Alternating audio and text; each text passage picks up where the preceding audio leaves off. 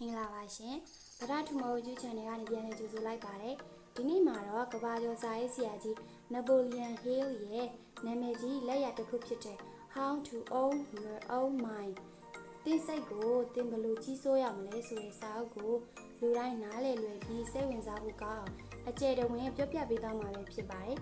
ဒီစာအုပ်ဟာတွေးကြည့်အောင်မြင်မယ်ဆိုတာထက်ကိုယ်နဲ့ဆိုင်ပါတယ်ကိုယ့်ရဲ့စိတ်ကူးစိတ်တမ်းတွေကိုဘလို့စနစ်တကျစီမံခန့်ခွဲရမလဲကိုယ်စိတ်ကိုပြန်ပြီးဘလို့အမိန့်ပေးခိုင်းစီရမလဲဆိုတော့စိတ်ကိုအပိုင်စားစိုးမိုးနည်းကြောင်းပဲဖြစ်ပါတယ်နံပါတ်1ဖန်တီးနိုင်စွမ်းရှိတဲ့အမျှော်မြင်ကျမတို့ဘဝဝင်စဉ်မှာအခွင့်အရေးတွေဆိုတာအများရှိနေတတ်ပါတယ်ဒါပေမဲ့လူတိုင်းကတော့ဒါကိုအခွင့်အရေးလို့မမြင်ကြပါဘူးစက်မှုလုပ်ငန်းရှင်ကြီးAndrew Carnegie ကတော့ creative vision ဆိုတာအခွင့်အရေးကိုမြင်အောင်ကြည့်ပြီးချက်ချင်းအကောင့်ထဲပေါ်တာကိုခေါ်ပါတယ်။ဒါကိုလုံနိုင်မှုစိတ်ကူးစိတ်တမ်းကအရေးကြီးပါတယ်။ဒီရုပ်ကစိတ်ကူးစိတ်တမ်းကို2မျိုးခွဲပြထားပါတယ်။ပေါင်းစပ်ဖန်တီးမှုဒါကရှိပြီးသားအယူအဆအဟောင်းတွေကိုပြန်ပေါင်းစပ်ပြီးအသစ်တစ်ခုဖြစ်လာအောင်လုပ်တာပါ။ဥပမာ Thomas Edison ကလျှပ်စစ်မီးကိုတီထွင်တော့ကရှိပြီးသားလျှပ်စစ်သဘောတရားတွေကိုပေါင်းစပ်ပြီးမီးကျွန်းမသွားပေမဲ့မီးရွေးမြင်ကိုအစားထိုးသုံးစွဲခဲ့တာမျိုးပေါ့အသစ်အစမ်းဖန်တီးမှုဒါကတော့လုံးဝမရှိသေးတဲ့ idea အသစ်တွေစိတ်ထဲရုပ်တရက်ပေါ်လာတာမျိုးပါစာရေးဆရာတွေဗကြီးဆရာတွေမှာဒီလိုစိတ်ကူးမျိုးတွေခဏခဏဖြစ်ပေါ်တတ်ပါတယ်ဒီစိတ်ကူးတွေကိုအားကောင်းလာဖို့ဆိုရင်တော့ကိုယ်မှာတိကျတဲ့ရည်မှန်းချက်ရှိရပါမယ်ယုံကြည်ချက်ရှိရပါမယ်နောက်ပြီးတယောက်တည်းမဟုတ်ပဲအကြံပေးပေါ်တွေနဲ့တိုင်ပင်နဲ့ mastermind group လည်းရှိဖို့လိုအပ်ပါတယ်။နံပါတ်2စနစ်တကျတွေးခေါ်ခြင်းလူအများစုဟာကိုယ်စိတ်ထဲပေါ်လာတဲ့အတွေးတိုင်းကိုလွှတ်ထားတတ်ကြပါတယ်။ဒါပေမဲ့အောင်မြင်ခြင်းရင်တော့အတွေးတွေကိုစနစ်တကျစီစဉ်ရပါမယ်။ဒီနေရာမှာနပိုလီယန်ဟေးလ်က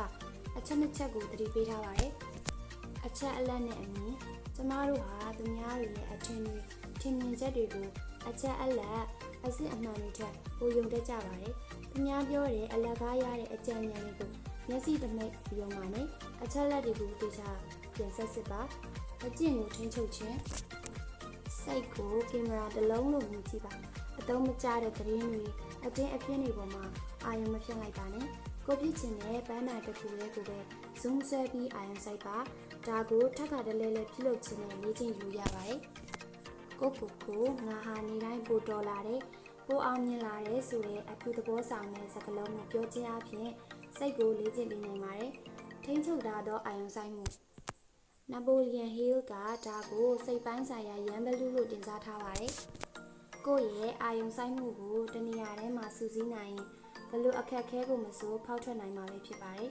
ဒီအတွက်အချက်5ချက်ကိုလိုပါတယ်ဒီမှန်းချက်တိကျရမယ်ဘာလို့ရမလဲဆိုတာကိုတေချာသိရပါမယ်မိမိကိုယ်ကိုထိန်ချောင်းခြင်းကြောက်စိတ်စိုးရိမ်စိတ်တွေကိုမလွမ်းမှုပါစေနဲ့အာရုံစိုက်မှုကိုယ်အလုပ်ပေါ်မှာပဲစိတ်နဲ့ထားပါမိမိကိုယ်ကိုလှုပ်ဆော်ခြင်းငါလုံးနိုင်နေဆိုတဲ့စိတ်ဓာတ်ကိုအမြဲသွင်းပါဆွဲရှိခြင်းဘဏ္ဍခါရှုံးမရက်တက်မယ်ဆက်လုပ်ပါဖုန်းတီထွင်တဲ့ Alexander Graham Bell ကိုကြည့်ပါသူဘယ်နဲ့ကျင်းကြာရှုံးခဲ့ရတယ်လဲဆိုတာသူကိုယ်တိုင်နောက်မှမမှတ်မိတော့ဘူးဒါပေမဲ့သူ့ရဲ့ထိန်းချုပ်ထားတဲ့အာရုံစိုက်မှုကြောင့်နောက်ဆုံးမှာအောင်မြင်သွားခဲ့တာပါကျွမ်းကျင်မှုနဲ့ပဲသတ်မှတ်ခြင်း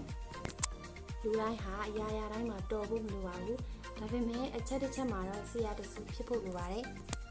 အင်ဒရူးကာနီဂီရဲ့အောင်မြင်မှုလက်ဝက်ချက်ကတော့သူ့ရဲ့အာရုံစိုက်မှုအားလုံးကိုတမနိလုပ်ငန်းတစ်ခုထဲမှာပဲပုံအောခဲ့တာပါ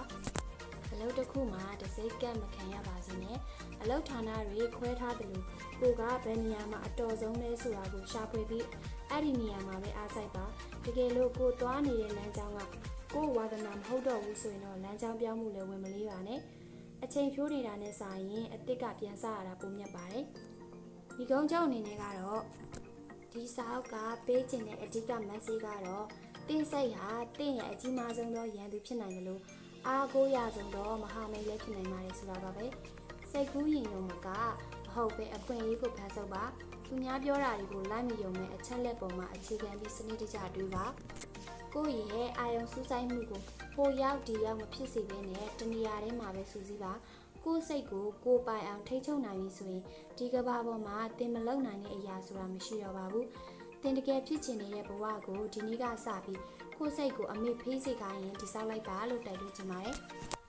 ဒီစာအုပ်အနှစ်ချုပ်ဗီဒီယိုလေးကမိတ်ဆွေတို့အတွက်အကျိုးရှိတယ်ဆိုရင် like and share လုပ်ပြီး comment လေးပေးပြီးအားပေးခဲ့ပါစာအုပ်နှစ်ချုပ်တွေနဲ့ကိုပိုင်တိုးတက်ရေးဗီဒီယိုကောင်းတွေကိုမပြတ်တမ်းကြည့်ရှုနားဆင်နိုင်ဖို့ subscribe လုပ်ပြီး notification နေရာမှာ all ကိုနှိပ်ထားဖို့မမေ့နဲ့နော်